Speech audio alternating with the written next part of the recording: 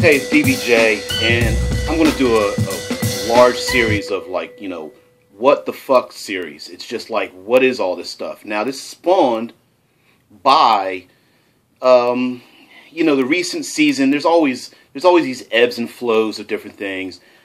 This particular, hopefully, end of the season was about power gaming and all this, and so this made me think, just because of my personality type, it's like, well, I've responded in my particular descriptor of like what I think power gaming is and stuff.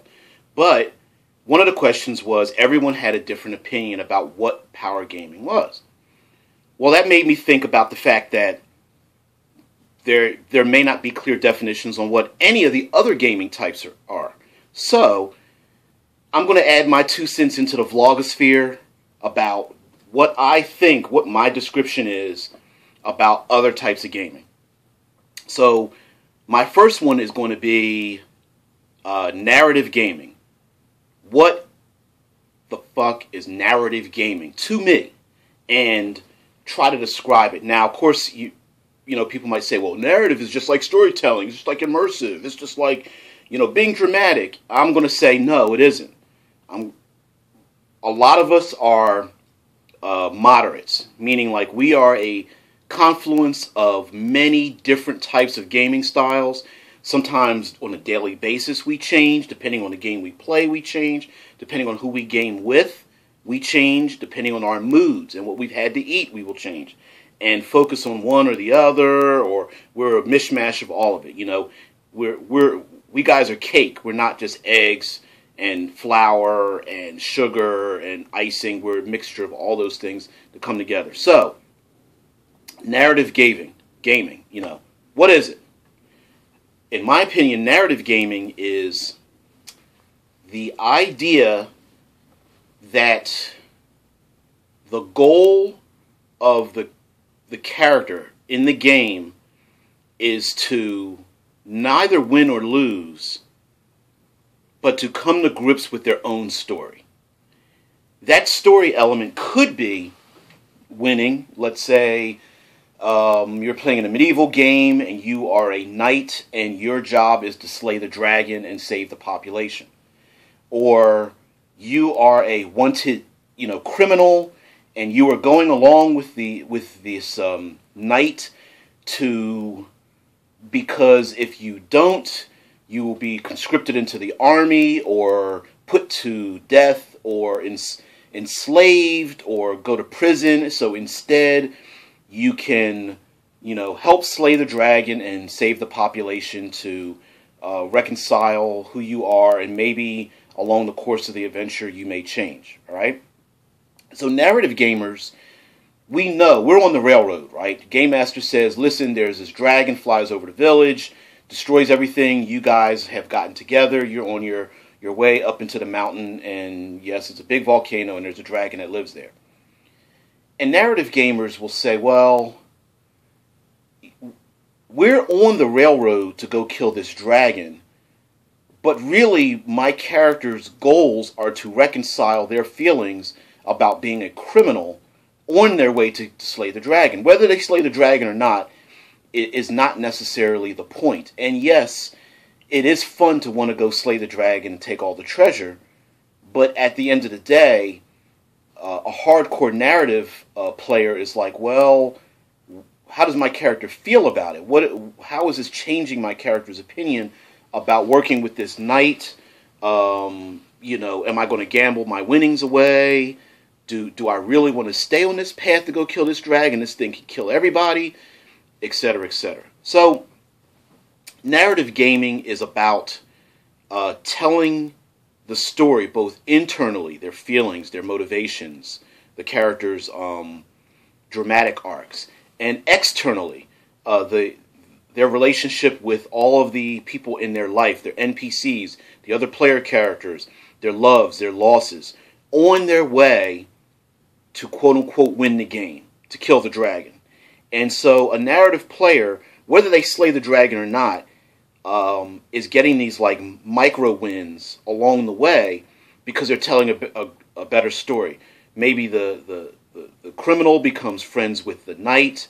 the knight is starting to learn, started out not even wanting to go with this criminal, but ends up changing her mind and starts maybe having romantic feelings for this, criminal, and the guy starts having feelings for her, and blah, blah, blah. And in the backdrop, the backdrop setting is this travel up to this mountain to slay this great dragon. And along the way, they start to learn each other's habits and work together. Narrative gamers like to snatch out these little micro wins. And the little micro wins are befriending townspeople, or being chased by the town guard, or having a song written about them and become legend. It's about those things in the game that don't necessarily have any rules and don't need any rules to narrate them. It is about the development of their own story and the motivation not just to do, but why do it. And allowing the environment to change and modify and grow with their own personal motivations. So anyway, that's my description of a narrative gamer. Narrative gamer loves why. Loves reasons for, motivations for what they're doing, and to snatch out little micro wins, whether it's through pain and loss or through success.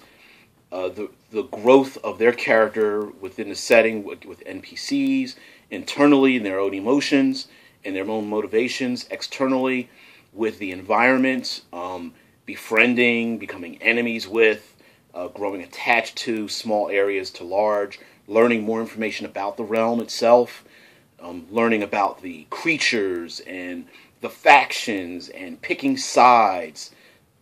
That's narrative gaming to me. And to an extreme, narrative gaming can be completely like Game of Thrones, where there's no dungeon crawl. It's all about the social interaction. It's all about who you know and who you've befriended. Is it necessary for a narrative gamer to only be that way? Hell no. Like I said, you could be on the railroad to go kill the dragon, but it's the development of the friendships and developments of the jealousies and hatreds along the way on an emotional level, and it's about the personal story and the path that particular PC takes to get there to slay the dragon, because it could be, for a narrative gamer, by the time the dragon is slain, that their complete outlook on the world may have changed. So after slaying the dragon, they may say, well, you know what? I kind of understand why this dragon wanted to destroy everybody.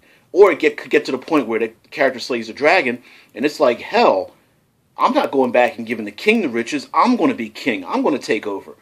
All those things combined together, for me, is my description and my definition of what a narrative gamer is. And if always, create, don't destroy.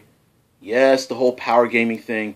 I will have to say the last note that let's take, for example, like narrative gamer or storyteller gamer versus spotlight hog, right?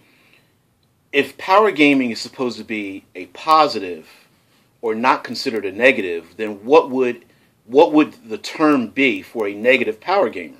I would like a power gamer to come up with one so we can have a descriptor, because yes, no one likes to be classified into something.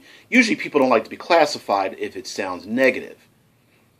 My thing is that just like players want to play clerics or fighters or buffs or tanks or something, there are classifications for everything, whether we like it or not. I'd just like to know what alternate classification that would be. So anyway, DBJ, and I'm out as always. Create, don't destroy.